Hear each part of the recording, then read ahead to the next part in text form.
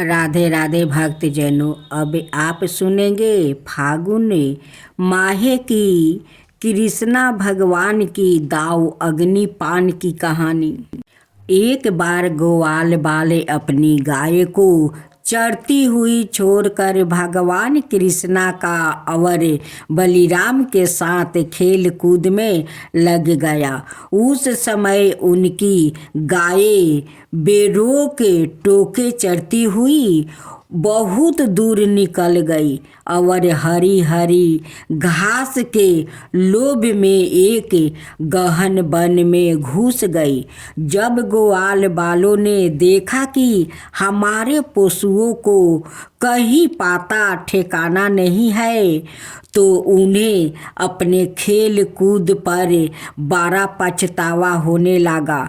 बहुत प्रयास करने पर भी वो अपनी गायों का पता नहीं लगा सके। गायें ही तो प्रजावासियों की जीविका साधना थी। उनके ना मिलने पर सभी ग्वाल वालों अचेत से हो गया। फिर वो गौओं के खूर का निशान देखते हुए और उनका पता लगाते हुए आगे बढ़े। अंत में उन्होंने देखा कि उनकी गायें सड़क डोन के वन में रास्ता भूल कर डकर रही है। वो सब गायों को लेकर लौटने लगे। उस समय सारे ग्वाल वाले बिल्कुल थक गए थे। उन्हें जोर से प्यास लगी हुई थी। इससे सब के सब व्याकुल हो रहे थे। उनकी यह दशा देखकर भगवान श्री कृष्णा गौओं का नाम लेकर पुकारने लगे। गायें अपने नाम की ध्वनि सुनकर हुंकारने और रंभाने लगी। उसी समय वन में भयानक देव अग्नि लग गई, जो वनवासी जीवों का काल होती है। बड़े जोर की आंधी चलकर उस अग्नि की बढ़ने में सहायता देने लगी। सब और फैलती हुई वो प्रचंड दाव अग्नि वनवासियों जीवों को भस्म करने लगी। चारों तरफ जीवों की चीख पुकार से कोहराम मच गया। शेर, चीते, भालू आदि वन जीव जो जिधर रास्ता पाते थे परस्पर बड़े भूल कर भागने लगे। जब ग्वाल वालों गौओं ने दावन लो के अपनी ओर बढ़ते हुए देखा, तब वो सब अत्यंत भयभीत हो गया। मृत्यु से भयभीत ग्वाल वालों भगवान श्री कृष्णा बलराम को घेर कर प्राण रक्षा की प्रार्थना करने लगे। उन्होंने कहा, प्यारे श्री कृष्णा, हम सब तुम्हारी शरण में है। हम दौलान से जलना ही चाहते हैं। हमें जल्दी बचाओ। हम लोग भाई, बंधु, मित्रा, रक्षक सब तुम्हें ही मानते हैं। श्याम सुंदर तुम्हारे सिवा कोई भी हमारा रक्षक नहीं है। हमें केवल तुम्हारा ही भरोसा है।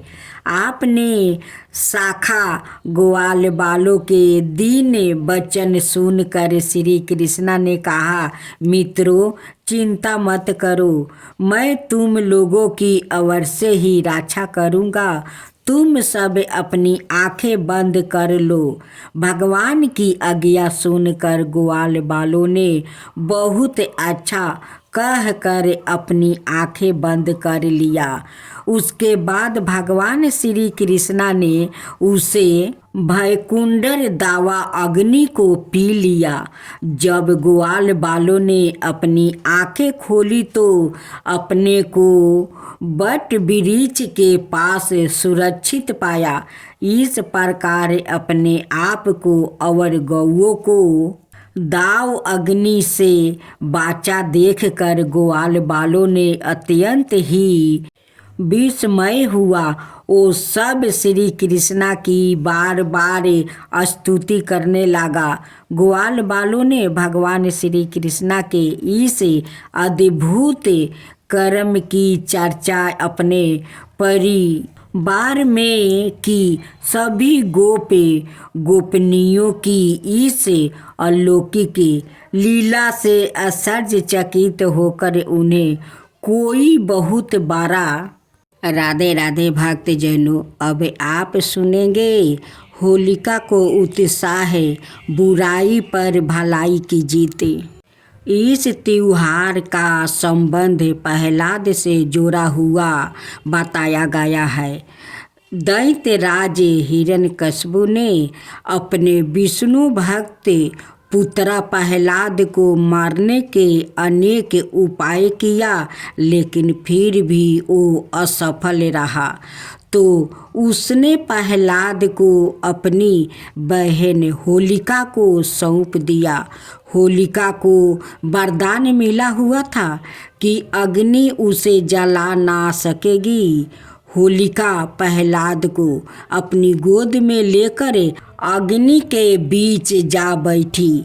देव योग से होलिका जलकर भस्म हो गई और प्रहलाद जीवित बच गया। तभी से होली चलने की परंपरा चल पड़ी, क्योंकि इसमें होलिका के रूप में बुराइयों को खत्म करने का महत्व छिपा हुआ है। इस त्योहार के बारे में ऐसा भी कहा जाता है कि एक बार भगवान शिव तपस्या करने इतने लीन हो गए कि ब्रह्मांड को भी वो भूल गया, जिसके परिणाम स्वरूप संसार चक्र की प्रक्रिया को ही खतरा पैदा हो गया। तब उनका ध्यान भंग करने के लिए देवताओं ने कामदेव और उसकी पत्नी रति को भेजा। वो उनके सामने ही रति कीड़ा में संलग्न होकर काम में बाण छोड़ने लगी। ऐसा करने से जैसे ही भगवान शिव का ध्यान भंग हुआ तो उनकी क्रोध अग्नि भड़क उठी। उसके परिणाम स्वरूप उनका तीसरा नेत्र खुल गया। उसने निकली ज्वाला में कामदेव भस्म हो गया। अपने पति की मृत्यु से दुखी होकर रति विलाप करने लगी। क्रोध शांत होने पर भगवान शिव ने रति को कामदेव से पुण्य मिलन का वरदान दिया, जिससे दृष्टि के विकास में उत्पन्न बाधा दूर हो गई। इससे हर्षोल्लास का वातावरण निर्मित हो गया। तभी से प्रतीक के रूप में हर बरस लकड़ियाँ जलाकर होली का त्योहार मनाने की परंपरा चल पड़ा। दक्षिण भारत में आज भी होली का उत्साह मदन मोहोत्सव के नाम से विख्यात है। भगवान श्री कृष्ण ने पूतना नाम का राक्षसी का वध भी इसी दिन किया था। इसी खुशी में होली का त्योहार वृंदावन में मनाया जाता है। इसी पूर्णिमा को उन्होंने गोप और गोपियों के साथ रास लीला रचाई और दूसरे दिन रंग खेलने का उत्साह मनाया गया।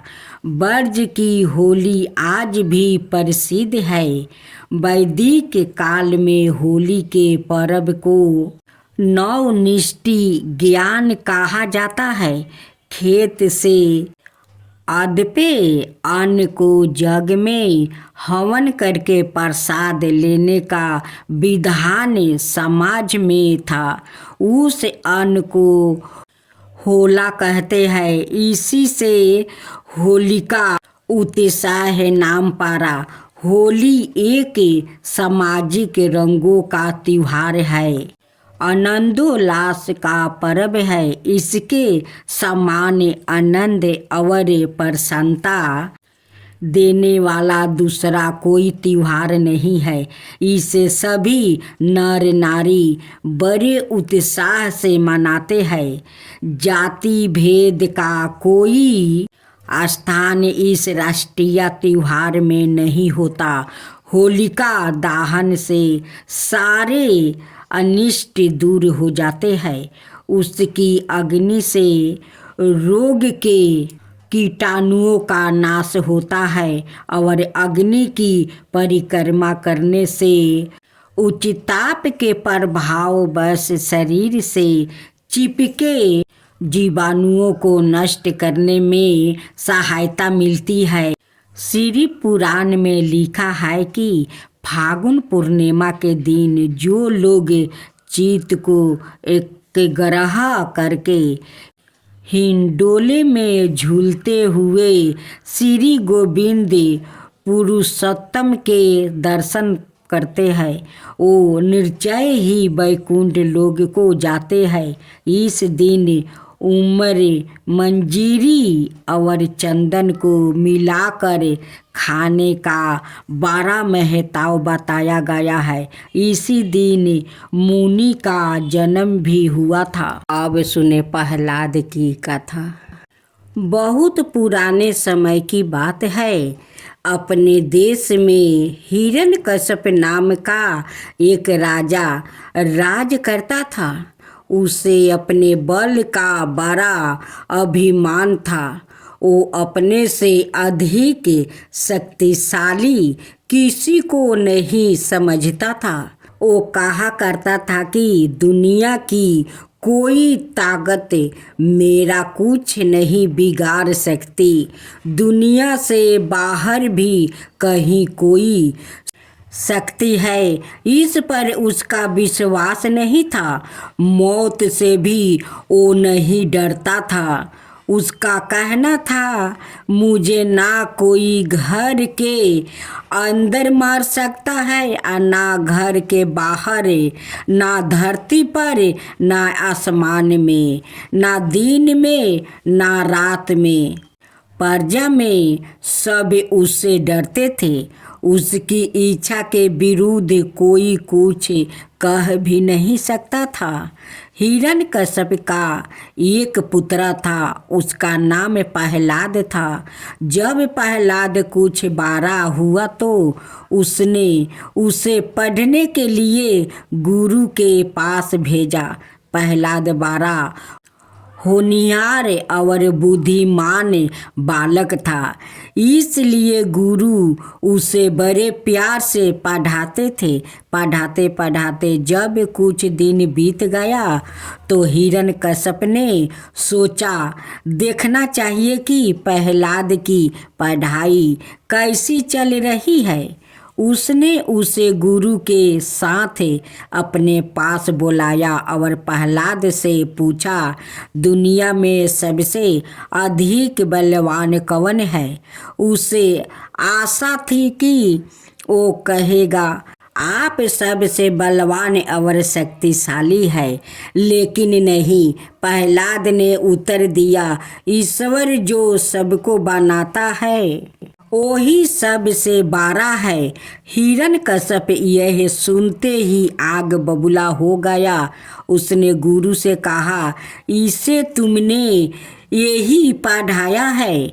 गुरु बोले, मैंने तो इसे यह नहीं पढ़ाया है, यह तो सवाए अपनी बुद्धि से कह रहा है। हिरण्यकश्यप ने कहा, इसे ले जाओ और ठीक से शिक्षा दो। इसकी यह मूर्खता की बातें मुझे पसंद नहीं है। गुरुजी बेचारे प्रहलाद को लेकर चले गए और उसे सारी विद्या पढ़ाने लगे। वो उसे पढ़ाने में कई ईश्वर का नाम भी नहीं आने देते थे। इस प्रकार पढ़ते पढ़ते जब काफी दिन बीत गया तो फिर हिरण्यकश्यप ने प्रहलाद को अपने पास बुलाया और उसे प्रश्न किया, दुनिया में सबसे बलवान कौन है? प्रहलाद ने फिर वही उत्तर दिया, ईश्वर। हिरण्यकश्यप के तन बदन में आग लग गई। उसने क्रोध में भर कर कहा, ईश्वर ईश्वर किस चिड़िया का नाम है? तू मेरे बल को नहीं जानता?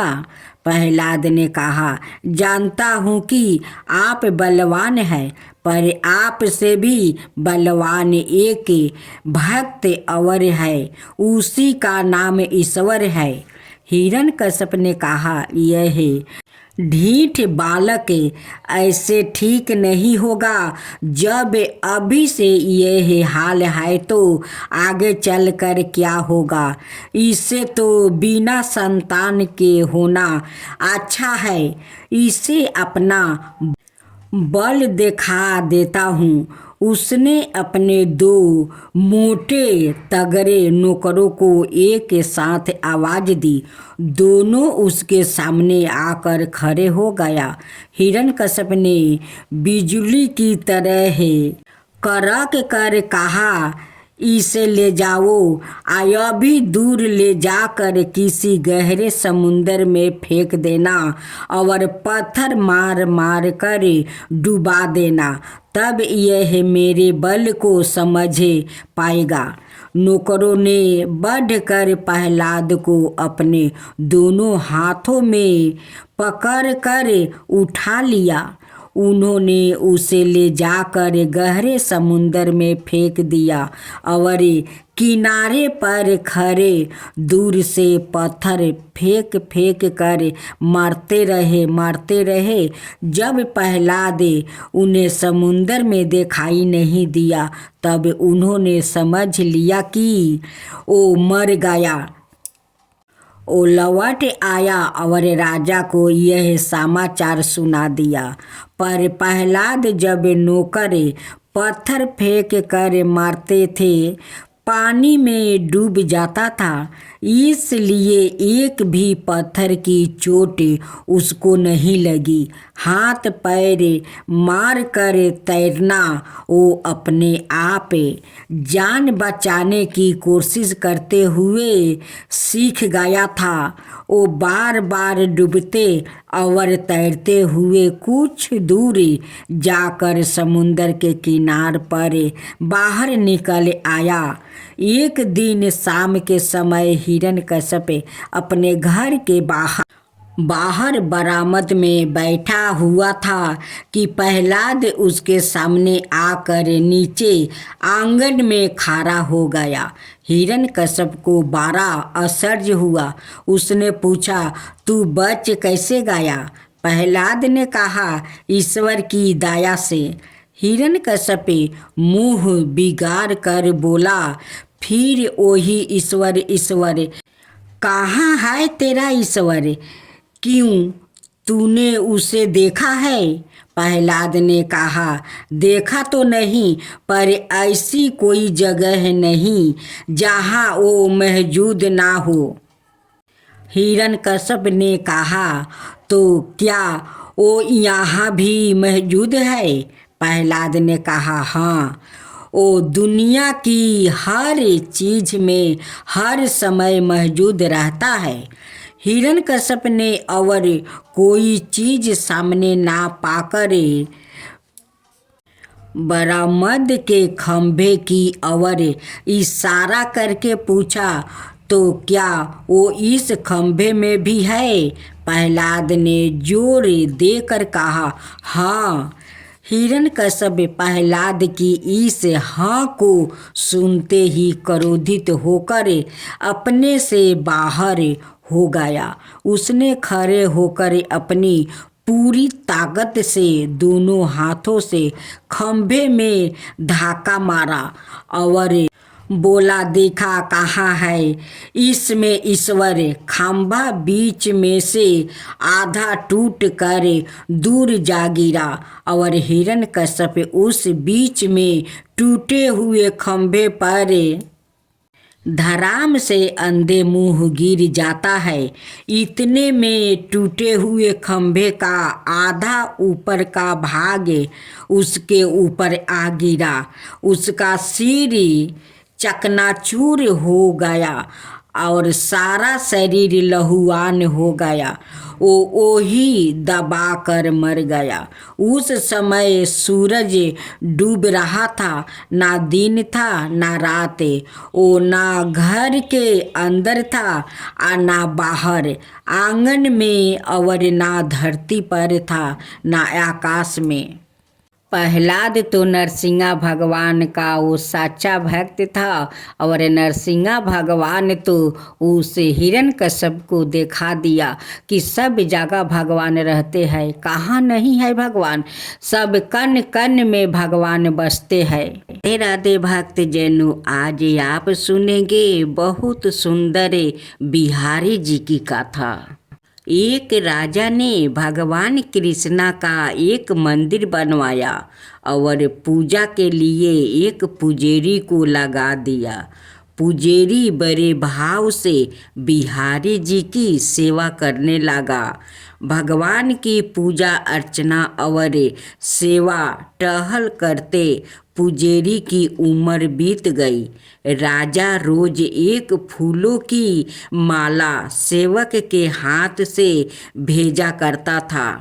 पुजेरी वो माला बिहारी जी को पहना देता था। जब राजा दर्शन करने आते तो पुजेरी वो माला बिहारी जी की गले से उतार कर राजा को पहना देता था। यह रोज का नियम था। एक दिन राजा किसी वजह से मंदिर नहीं जा सका। उसने एक सेवक से कहा, माला लेकर मंदिर जाओ और पुजेरी से कहना आज मैं नहीं आ पाऊँगा।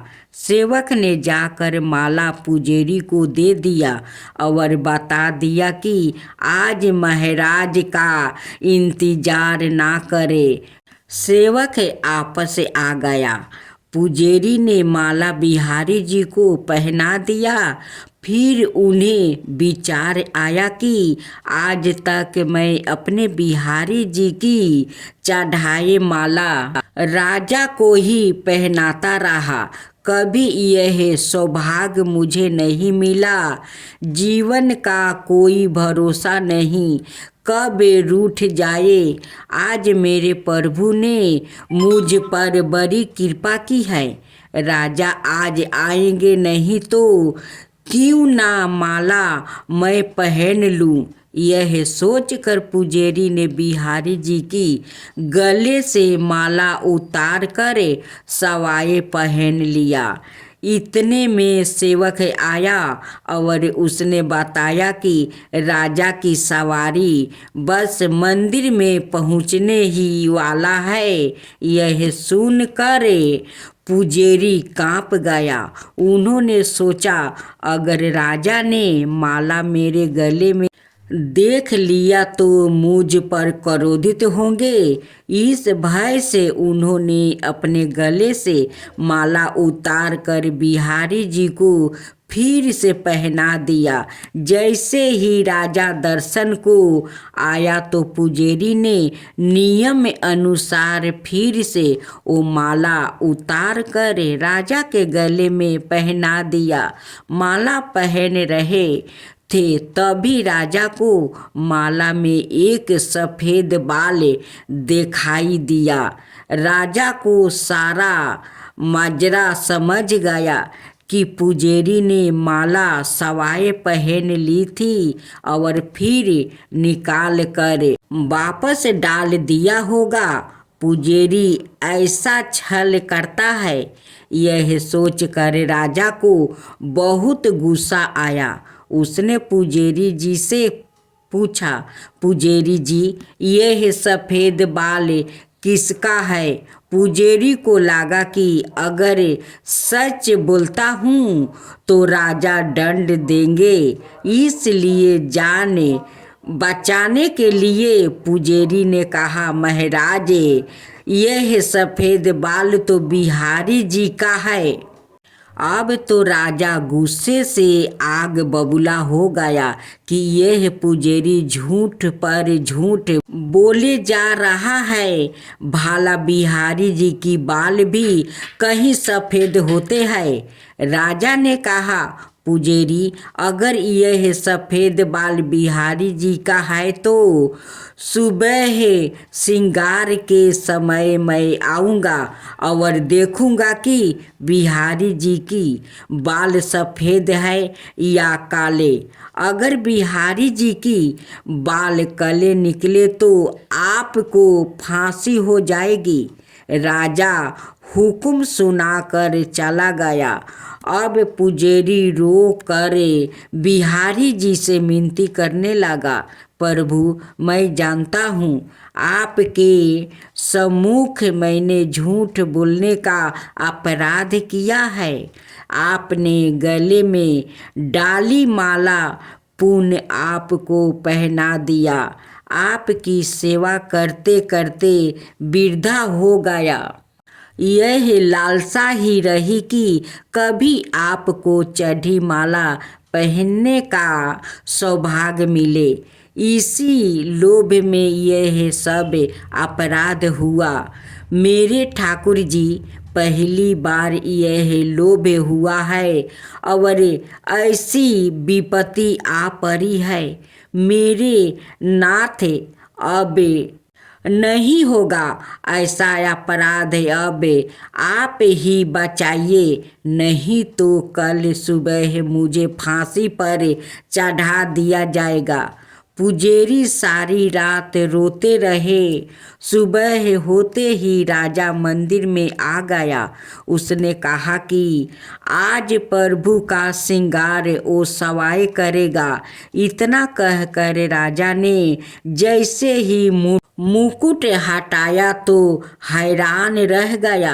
बिहारी जी की सारे बाल सफ़ेद थे। राजा को लगा पुजारी ने जान बचाने के लिए बिहारी जी की बाल रंग दिया होगा। गुस्से से तमतमाते हुए उसने बाल की जांच करनी चाहिए, बाल असली है या नकली। अब समझने के लिए उसने जैसे ही बिहारी जी की बाल तोड़े, बिहारी जी की सिर से खून की धारा बहने लगी। राजा ने प्रभु के चरणों पकड़ लिया और क्षमा मांगने लगा। बिहारी जी की मूर्ति से आवाज़ आई, राजा, तुमने आज तक मुझे केवल मूर्ति ही समझा, इसलिए आज से मैं तुम्हारे लिए मूर्ति ही हूँ। पुजारी जी मुझे साक्षात भगवान समझते हैं। उनकी श्रद्धा की लाज रखने के लिए आज मुझे अपने बाल सफ़ेद करने पड़े।